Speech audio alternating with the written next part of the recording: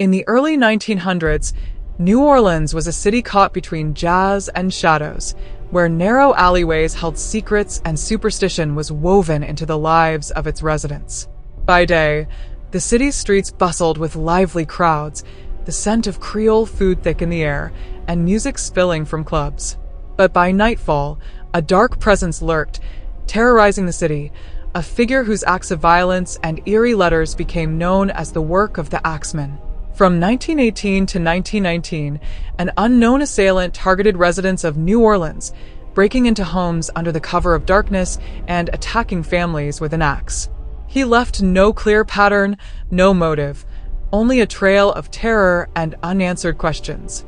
The gruesome killings paralyzed New Orleans, and though many suspects were questioned, the Axeman's identity remained a mystery. Even his bizarre letters, taunting the police and city alike, only deepened the city's fear and fascination.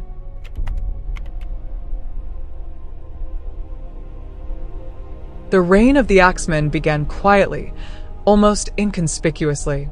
His first known victims, Joseph and Catherine Maggio, were found dead in their home on May 23, 1918.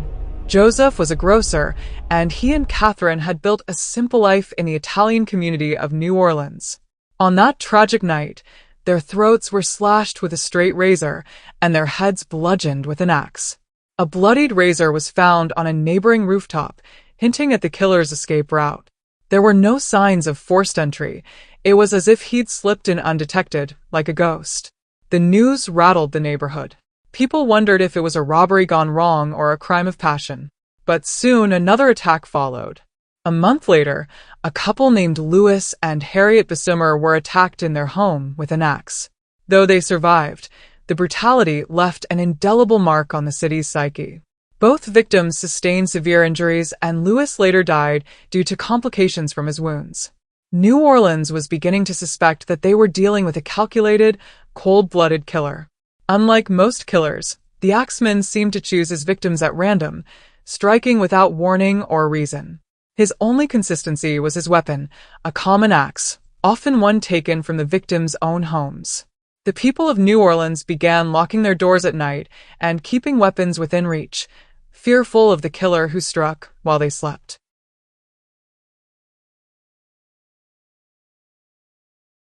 The Axeman's method became his dark signature. He would chisel out a panel from the door or window to gain entry, a chilling practice that hinted at his methodical approach. Residents would hear rumors of chisels found near the scene of the crime, of blood-soaked axes left behind, and they would tremble in their homes, hoping they wouldn't be next. Police officials tried to make sense of the killings, combing through evidence and interviewing suspects, but they were unable to pinpoint a motive or identify a clear pattern. Theories circulated wildly. Some believed the Axeman harbored a vendetta against Italian grocers, while others speculated that he was an immigrant, an outsider preying on the city's vulnerable. Fear and mistrust began to weave through neighborhoods as people turned suspicious eyes on each other. The terror reached new heights when, on March 10, 1919, the Cortimiglia family fell victim to the Axeman. Charles and Rosie Cortimiglia were attacked in their home, and their 2-year-old daughter Mary was killed. The city reeled from the brutality of the crime. Word of the toddler's death spread quickly, chilling even the most hardened police officers. Charles survived, barely, and he and Rosie gave fragmented, conflicting accounts of the attack, but the police were no closer to capturing the Axeman.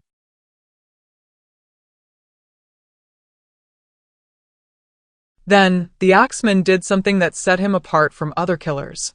He sent a letter to the New Orleans police and local newspapers, a note dripping with bravado and madness. Dated March 13, 1919, it was addressed from hell, and the Axeman referred to himself as a demon from the hottest hell. The letter was written in a bizarre, almost playful tone that hinted at a disturbing confidence. He taunted the police, mocking their attempts to capture him, and left a chilling message for the people of New Orleans. He wrote that he would be prowling the city on the night of March 19th, and that he would spare anyone whose home was playing jazz music.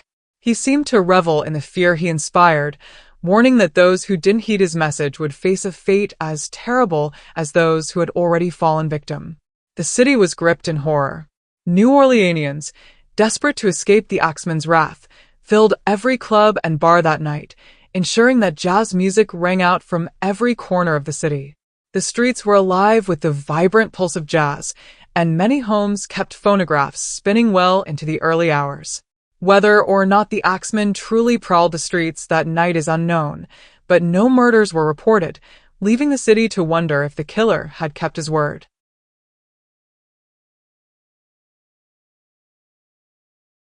As the attacks continued, theories swirled about the Axeman's identity.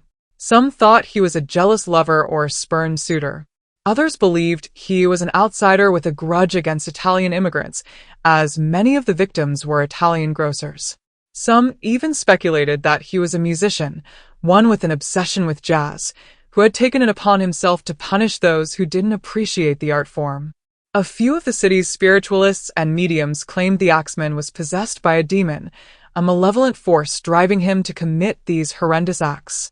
As rumors of the supernatural spread, many people sought protection through rituals, charms, and blessings, hoping to ward off the dark spirit believed to be haunting New Orleans.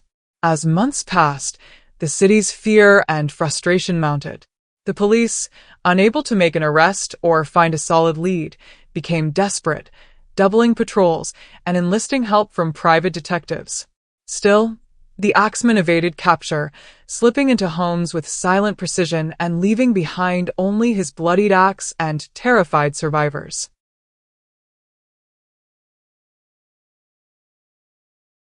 Then, as suddenly as he had appeared, the Axeman vanished. His last known attack was on October 27, 1919, when he struck at the home of Mike Pepitone. Pepitone's wife awoke to the sight of her husband's blood pooling on the floor, the air thick with a metallic scent of death. The Axeman had struck again, but this time no one saw him leave, no trace was left, and no one was ever arrested. After the Pepitone murder, the attack stopped, leaving New Orleans in a tense silence, as if the city itself was holding its breath. Some wondered if the Axeman had moved on to another city, while others speculated that he'd met a violent end or simply decided to lay low. But for the people of New Orleans, the terror he inflicted lingered like a dark cloud over the city. Families still locked their doors with extra care, and the sounds of jazz became a reminder of the night they'd all kept the demon at bay.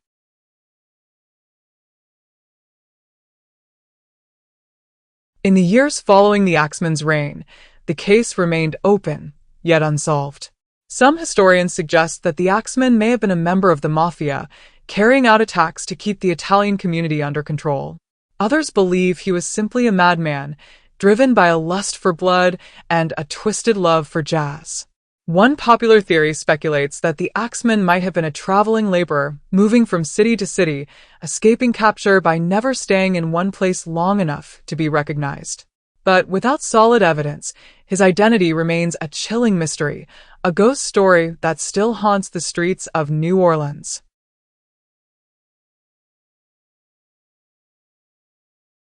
Today, the legend of the Axeman endures as one of the most terrifying unsolved mysteries in American history. His story has become a part of New Orleans lore, a tale whispered in the dimly lit bars and alleyways of the French Quarter. His letter, with its eerie promise and strange reverence for jazz, has only deepened the intrigue, as if the Axeman himself was a twisted artist, painting his horrors on the canvas of the city. Even now, some say that if you listen closely on a quiet night, you can hear the distant echo of jazz drifting through the streets, a haunting reminder of the night when an entire city danced to keep death at bay.